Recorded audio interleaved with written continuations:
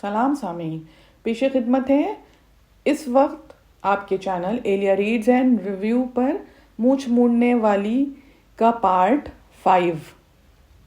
میرا خیال ہے کہ تمہیں بہت زیادہ لمبی بات کھینچنے کی ضرورت نہیں ہے، تم بتا ہی دو، میں زیادہ وقت نہیں لوں گی۔ لڑکی بولی تھی، میں دلاور نگر کے مشہور تاجر سیٹھ اکرام کی لڑکی ہوں اور مجھے اپنا خاندانی حوالہ دیتے ہوئے شرم آتی ہے۔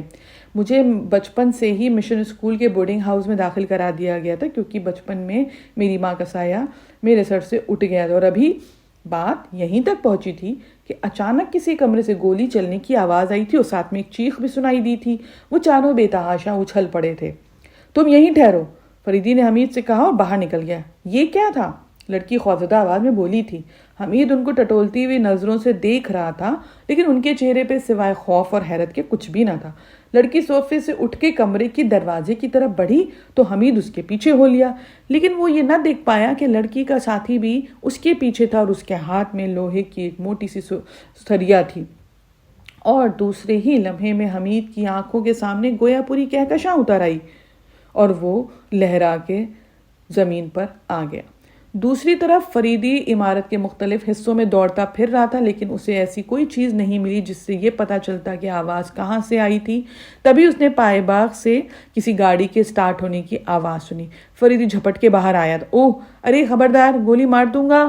فریدی کے منہ سے عجیب آوازیں نکلی۔ پائے باغ میں دوڑنے والے نامعلوم آدمی اس کی ہی کار میں جو کیڈی تھی فرار ہو چکے تھے۔ فریدی پھاٹک کی طرف دوڑا، لیکن وہ کتا آج بھی کافی خوش اخلاقی کے موڈ میں تھا اور اس نے فریدی کو روک بھی دیا تھا۔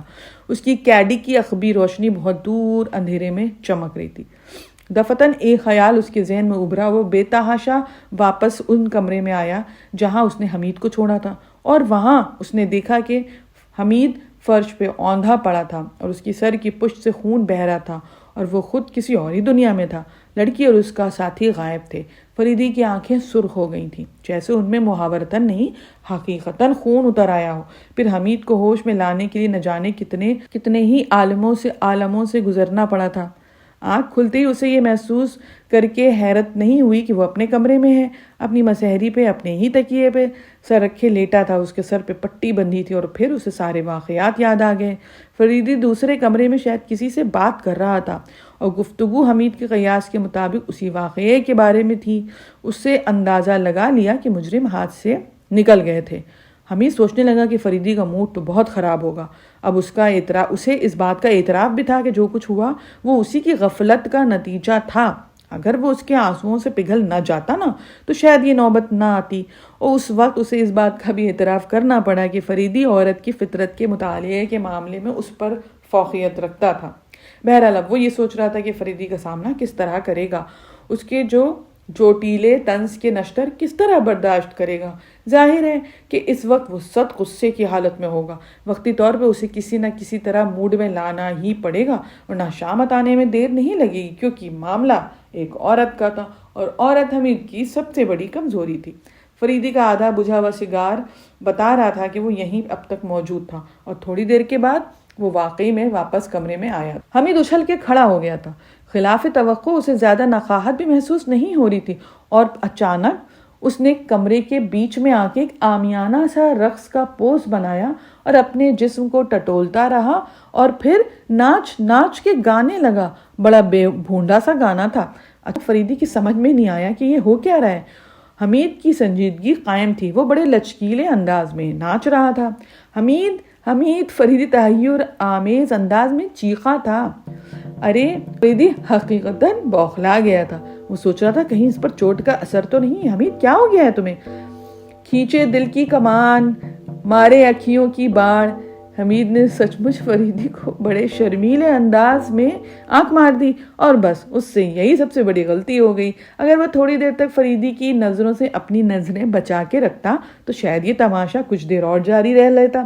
بہرحال فریدی سے نظریں ملتے ہی اس کی دیوانگی کا پردہ فاش ہو گیا۔ اوہ ہو، فریدی معنی خیز انداز میں بولا تھا۔ حمید ناشتا رہا۔ ایک بار آگے بڑھ کے اس نے فریدی کی بلائیں بھی لی، لیکن فریدی کی سنجیدگی میں فرق نہیں آیا تھا۔ آخر اس نے ایک نوکر کو آواز دی اور اس کے آ جانے کے بعد بولا، حمید کی حالت بہت خراب ہے، چوٹ کا ذہن پہ اثر لگتا ہے، میں نے خون بند کر کے غلطی کی ہے۔ جی سرکار، تھوڑا خون اور نکلنا چاہیے ورنہ یہ ہمیشہ کے لیے پاگل ہو جائے گا۔ ارے ہاں، اسے پکڑ کے تجربے گاہ تک لے چلو، وہاں میں اس کے بازو میں نشتر لگا کے اتنا خون نکالوں گا۔ فریدی کا جملہ پورا ہونے سے پہلے ہی حمید کے دیوتا کوچ کر گئے تھے۔ کسی کو بلاؤں میں؟ نوکر نے پوچھا۔ رے نہیں، ہم دونوں کافی ہوں گے۔ حمید ناشتے ناشتے سہم کر رک گیا۔ فریدی اور نوکر آگے بڑھے۔ ٹھہریے، حمید ہاتھ اٹھا کر بولا، میں اپنا اطمینان کرنا چاہتا ہوں کہ میرا سر شانوں پر موجود ہے بھی کہ نہیں۔ تو اطمینان ہو گیا؟ فریدی نے سنجیدگی سے پوچھا تھا۔ جی ہاں، موجود ہے، لیکن میں ابھی مطمئن نہیں ہوا ہوں۔ فریدی اپنا اوپری ہونٹ بھینچ کر بولا تھا۔ کیوں؟ بس یوں ہی۔ نوکر کی طرف بولا، پکڑو اسے، مار ڈالوں گا بے۔ حمید اسے غصہ دکھا کے حلق کے بھل چیخا۔ نوکر سہم کے پیچھے ہٹا۔ جاؤ۔ فریدی نوکر کی طرف مڑ کے بولا تھا، وہ چپ چاپ چلا گیا۔ یہ کیا حرکت تھی؟ اس نے حمید کو مخاطب کیا۔ جیب میں ٹارا تھا، حمید نے بڑے خلوص سے کہا تھا۔ جانتے ہو وہ لوگ کیڈلک لے گئے۔ فریدی بگڑ کے بولا۔ ارے، حمید کے چہرے پہ سچ مچ شرمندگی کے آثار تھے۔ بڑے فطرت شناس بنے پھرتے ہیں عورتوں کے۔ فریدی کا منہ پھر سے بن گیا تھا۔ میں اپنی غلطی پہ نادم ہوں، کدھر سجدہ کروں؟ فریدی ہنس پڑا تھا۔ کیڈی کے جانے کا اتنا غم نہیں ہے جتنی اس بات کی خوشی کہ زندگی میں پہلی بار تمہارے چہرے پہ ندامت کے آثار دیکھ رہا ہوں۔ برخوردار، میری ہی بدولت سب کچھ ہوا ہے، حمید نے کہا۔ اب تو دعویٰ نہیں کرو گے عورتوں کو سمجھنے کا؟ ضروری نہیں کہ ہمیشہ ہی دھوکہ کھاتا رہوں۔ دنیا جانتی ہے کہ عورتوں میں صرف ماں کے آنسو سچے ہوتے ہیں۔ کیا بات کہی ہے؟ فریدی سگار سلگاتا ہوا بولا تھا۔ لیکن کیڈی، ارے مل جائے گی کہیں نہ کہیں، وہ اپنے ساتھ نہیں رکھیں گے۔ کیڈی کہیں نہیں جائے گی، لیکن وہ لوگ تو نکل گئے۔ مجھے اس کی بھی پرواہ نہیں ہے، کیونکہ میں اس عورت کی شخصیت سے اب واقف ہو چکا ہوں۔ کون تھی وہ؟ جیسیکا۔ کیا؟ حمید اچھل پڑا تھا۔ مگر یہ جیسیکا کس طرح؟ اس کی تصویر تو میرے ذہن میں ہے۔ نہ بھولو کہ وہ بھیس بدلنے میں اپنا ثانی نہیں رکھتی اور ایک بہترین اداکارہ بھی ہے، اور اس کا اندازہ تو تمہیں ابھی ہو گیا ہوگا۔ تو کیا آپ نے اسے پہچان لیا تھا؟ نہیں، کاش ایسا ہوتا۔ وہ کئی بار مجھے دھوکہ دے کے نکل چکی ہے، بڑی ذہین ہے، لیکن اب کی ایسا نہیں ہوگا۔ پھر آپ نے اسے کس طرح پہچانا تھا؟ جس استرے سے وہ مونچھ صاف کیا کرتی تھی نا، اس کے دستے پہ اس کی انگلیوں کے نشانات ملے ہیں، اس کی انگلیوں کے نشانات جنہیں میں ایک ہی نظر میں پہچان گیا تھا۔ اور حمید، اس بار میں اسے سلاخوں کے پیچھے دیکھنا چاہتا ہوں۔ یہ داستان ابھی ہم یہیں پہ ختم کرتے ہیں، اس امید کے ساتھ کہ کل آپ ضرور واپس آئیں گے۔